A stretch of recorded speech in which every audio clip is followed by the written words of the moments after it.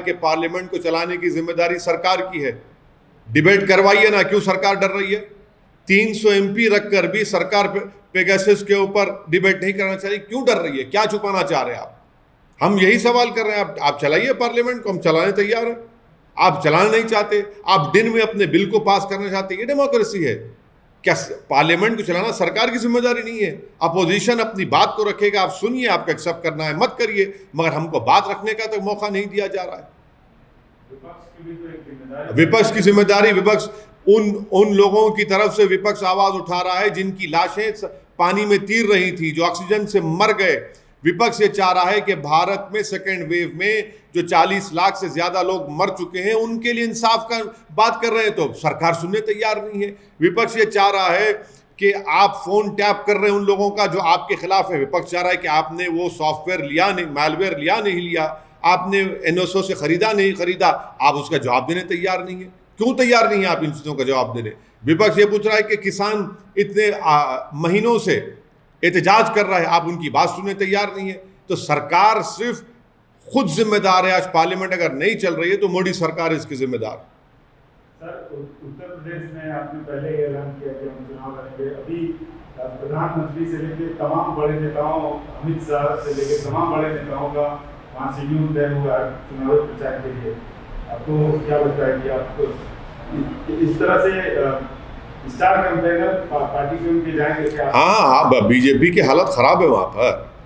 BJP second Covid wave को manage नहीं कर पाई, 4 लाख से ज़्यादा लोगों की मौत हुई है, ऑक्सीजन नहीं प्रोवाइड कर सके, उनकी गलती की वजह से मेडिकेशन नहीं मिला, नौकरियां जा चुकी हैं, और हेल्थ सेक्टर में तो कुछ हुआ ही नहीं यूपी में। मैंने कल ही आपको बताया कि कितने पोस्ट खाली हैं, और इसीलिए बीजेपी की हालत ख़राब है। और मुझे यकीन है कि उत्तर प्रदेश के नौजवान, उत्तर प्रदेश की जिम्मेदार तमाम जनता अब की बार इस चुनाव में बीजेपी को इंशाअल्लाह ताला शिकस्त देगी। लेकिन सर, जो आपके अपोनेंट हैं, कई अहम सियासतदान हैं उत्तर प्रदेश में, वो आपके बारे में कह रहे हैं कि आपका जो गठबंधन है और आप हैं वो टाइम फिक्स हो जाएंगे उत्तर प्रदेश में। अरे भाई, तो अब इतना परेशान वो क्यों हो रहे हैं?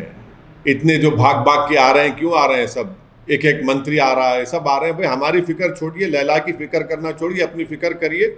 और हम इस बार इंशाअल्लाह ताला ओम प्रकाश राजभर साहब के गठबंधन में हम साथ हैं। हमारे पार्टी प्रेसिडेंट शौकत साहब, हमारे स्पोक्स पर्सन आसिम वक़ार संगठन को बहुत करके भारत के प्रधानमंत्री को कहा कि हम इस तरह के कानून को रिजेक्ट करते हैं। ये वो उन लोगों की आप बात क्यों नहीं करते? ग्राउंड पर इसका कोई इम्प्लीमेंटेशन नहीं है। बर्डन ऑफ प्रूफ मुस्लिम महिलाओं पर डाल दिया गया, और आप इसको ये कह रहे हैं कि अगर कोई जेल को भी जाएगा तो शादी रहेगी। इस मुल्क में अगर कानून बनाना है, मैं मोदी सरकार को कह रहा हूं कि डिजर्शन पर कानून बनाइए। वो मर्द जो अपनी बीवी को शादी भी करते हैं और अपने साथ नहीं रखते, उनको छोड़ देते हैं, डिजर्शन पर कानून बनाइए ना। आप डिजर्शन पर कानून नहीं बनाते। और अगर इस कानून के तहत किसी मुसलमान को सजा होगी तो 3 साल, और नॉन मुस्लिम को होगी तो 1 साल। क्या कर रहे हैं आप? डेमोनाइज कर रहे हैं पूरी कम्युनिटी को, और मुस्लिम महिलाओं से ये नाइंसाफी और एक्सप्लॉयटेशन और ज्यादा होगा इस कानून के तहत। सर, मुख्तार अब्बास नकवी ने ये कहा है कि कोविड की वजह से इस बार इतनी बड़ी सेलिब्रेशन नहीं हो रही है, पर तीसरी साल मतलब अगले साल आएंगे। किस बात का सेलिब्रेशन कर रहे हैं? बताइए, आप, आपके पास रिकॉर्ड है तो बताइए किस बात का सेलिब्रेशन कर रहे हैं? आप तो एक अनकॉन्स्टिट्यूशनल कानून बनाकर जो राइट टू इक्वालिटी के खिलाफ है और उल्टा बर्डन ऑफ प्रूफ मुस्लिम महिलाओं पर डाल देता है। इस देश को ज़रूरत है तो डिजर्शन के खिलाफ कानून बनाने के लिए, जो इर्रेस्पेक्टिव ऑफ रिलीजन कास्ट सब पे अप्लाई होगा। वो कानून नहीं बना रहे, ये सिर्फ धोखा और फरेब है। इसका इंसाफ से दूर दूर तक कोई ताल्लुक नहीं है। बीजेपी के लीडर्स ये कह रहे हैं कि पीएम मोदी के जो हर एक डिसीजन है वो सारे इंप्लीमेंट हुए हैं, चाहे वो राम मंदिर हो या आर्टिकल 370 का रिप्लेसमेंट हो या फिर रिडक्शन 80% रिडक्शन इन ट्रिपल तलाक केसेस। कौन सा 80% है? कौन सा डेटा है? बताइए, चलिए देश सामने रखिए। कहाँ से लाए डेटा?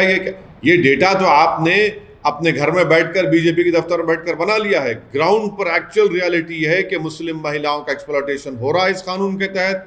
बर्डन ऑफ प्रूफ मुस्लिम महिलाओं पर है, और शादी भी ख़त्म नहीं होती उसकी।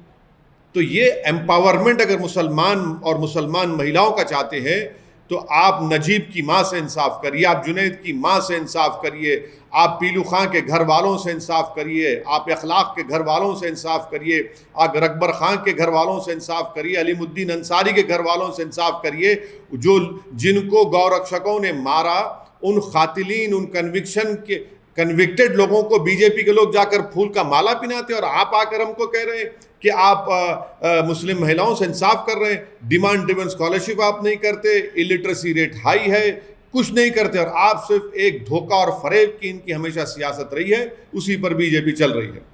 सर, हिंदुस्तान के टैक्स पेयर का